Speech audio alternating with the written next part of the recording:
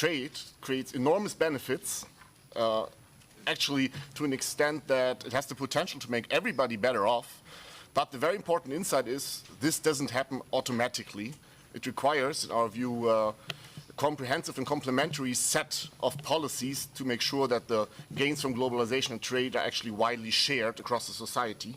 And as an economist, so I'm an economic theorist, I should say that this message is actually not very new. The textbook model strongly suggests that because there's this overall welfare gain from trade, there is the potential, so the cake is growing, so there's the potential that no individual portion actually has to shrink.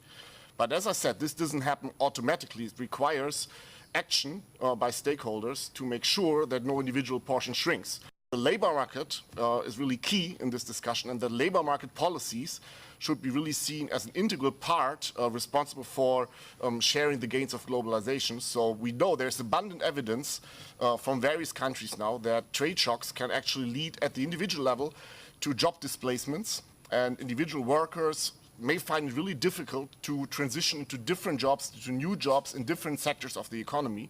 We know there is evidence that the adverse effects of trade on the labor markets, that they tend to be concentrated very often in particular regions within countries.